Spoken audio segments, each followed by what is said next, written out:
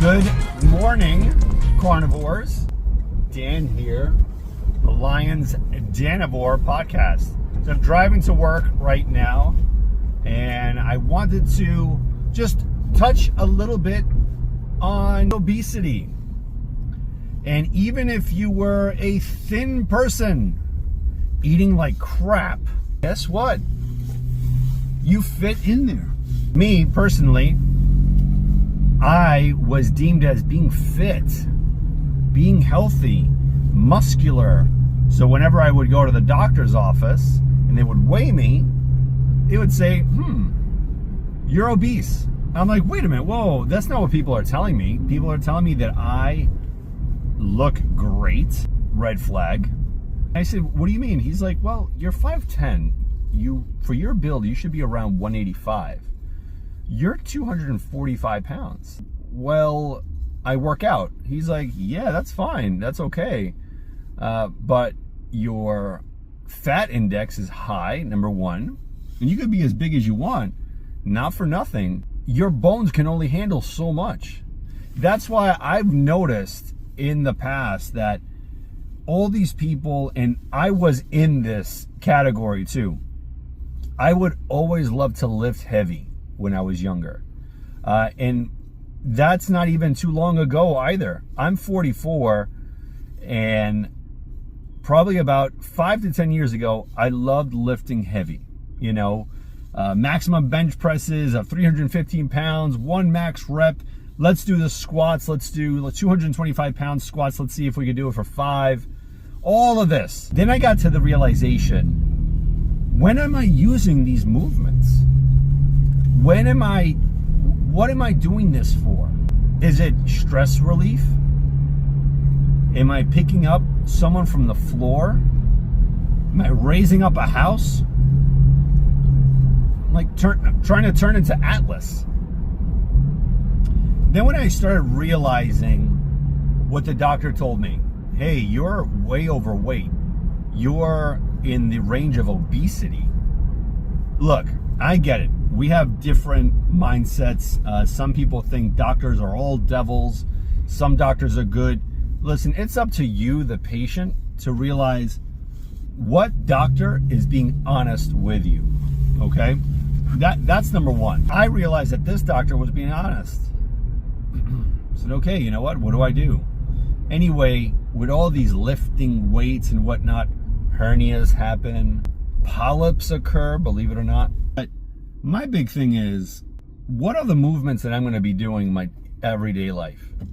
And that to me was walking, lifting things from off the floor, maybe pushing boxes up over my head, lifting my daughters, lifting my wife. Spontaneous movement, just actions where it's out of the norm and you have to act fast. Your fast twitch muscle fibers, are they ready? All of that good stuff. That's why I started incorporating more calisthenics, more running. And yes, I'll still do my bench presses and whatnot, but it's more of a maintenance phase, knowing that those particular muscles are always being in use, because you never know when you're going to need them. But I know for a fact I'm not going to be lifting 500 pounds deadlift. Who am I lifting? Now, nutrition. I found with the amount of protein that I was consuming over my life, always had to be equivalent to my body weight. So if I was 240 pounds, I had to ingest 240 pounds of protein. Not healthy. This is not what our ancestors did. This is not survival. What am I doing here? Then I had to count my macros, the amount of carbohydrates. Then I had to make sure I wasn't eating that much sugar. But hey, red alert, red alert. I was addicted to sugar, carbohydrates, anything that assimilated fructose, glucose, anything. So I would lose weight and then I would gain weight, lose weight, gain weight. And it was this journey of a roller coaster. One thing led to another. I stumbled upon carnivore, right? And that's because my brother was on it. Anyway, to make a long story longer, I realized what self-control was all about. And it is a little bit of a struggle. I mean, some people may say no, and I think that's very few in between. I would probably think 5%. When you're addicted to sugar and you have an eating disorder, that is correct. That's what it is. It's an eating disorder. When you can't stop eating, look, I'm in a challenge right now on Facebook. It's called Pro Physique. And the amount of people, these are my macros. And this one guy that was showing what he was eating for breakfast was Cheerios because it said high protein. This is where we're going. This is where we went. This is where we pitched our tents here. We eat cereal thinking that it has all the proteins that we need in order to reach our macros. Crazy. Anyway, when I started doing carnivore, I stopped with all that nonsense. My body was telling me when I was hungry, when I needed to eat, when I needed to sit down, make my own nutrient-dense food, which is a huge steak, or eggs, or ground beef, or sugarless bacon, and move on with my day.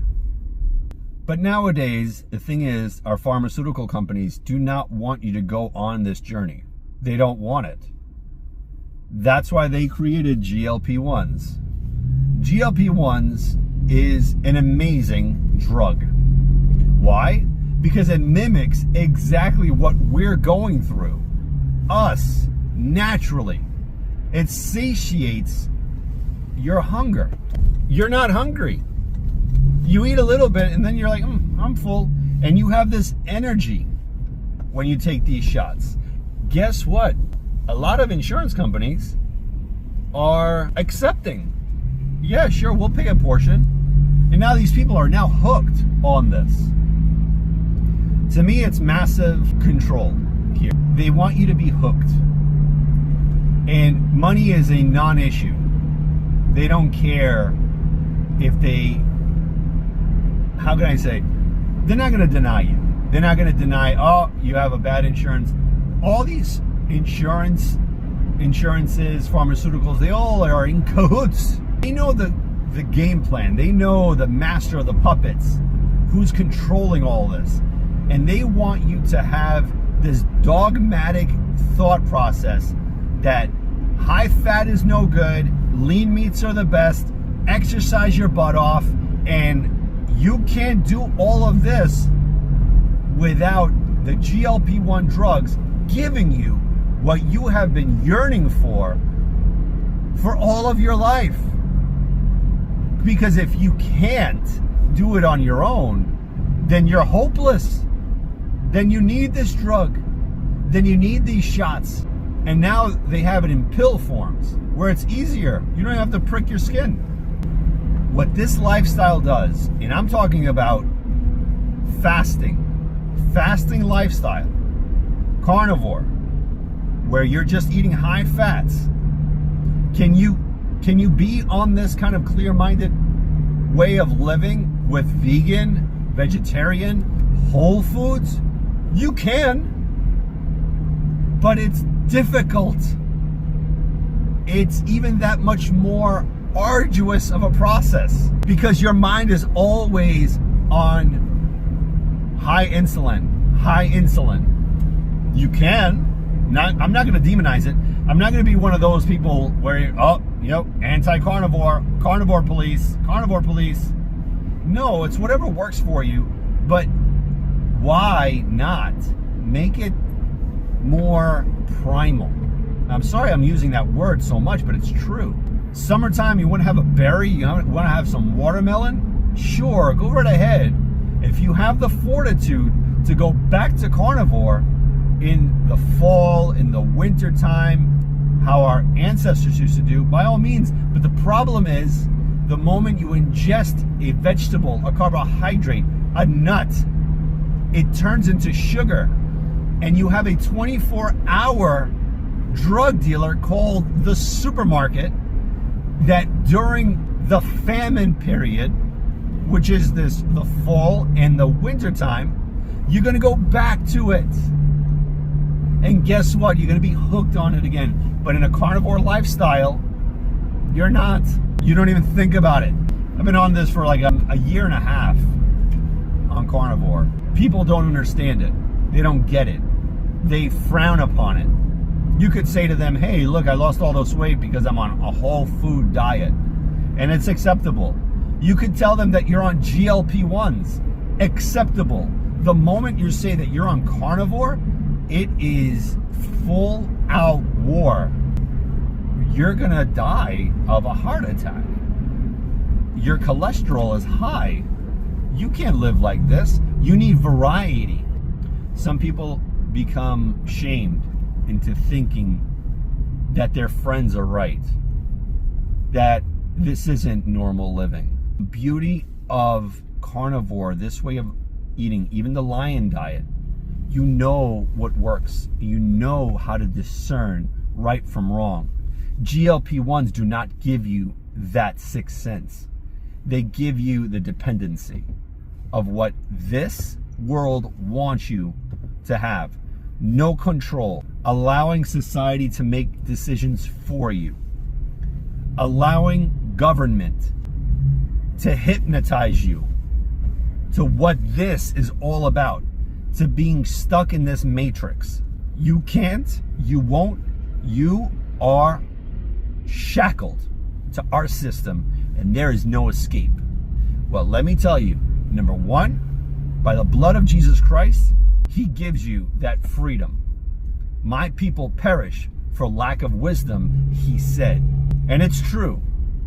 Prayer is a big part of this. Supplication, not ceasing, always putting God first. And some people are going to get rubbed the wrong way. But once you realize that this world, this realm, the governor of this government isn't Biden, isn't Trump, isn't Mayor Giuliani, it's not DeSantis. All these people, you have to make the decision on who is ruler and governor of your life. When you fast and you allow purification to happen, and to know that we don't live by bread and water or meat alone, but by every word that proceeds out of God's mouth, then you realize there's something bigger here. There's no fear. There's no, oh my goodness, what if I say this? What if I say that? Be real, be genuine, be authentic. That's one amazing thing that I loved what Butter Bob said, Bob Briggs, on Kerry Mann's channel. Bob said, this time, I'm going to be me. I'm going to say certain things that people are going to be upset with, and that is fine. The only way out of here, out of this, what we have here, is speaking life, speaking truth, uplifting one another, not having this facade that, oh, life is peachy, life is good, life is, oh, it's sad, it's this. No, be honest, be truthful, be great, and always look at life to say, how can I better myself? Are there books? Are there things that I did yesterday that I could become a better person than I was? How can I be that light?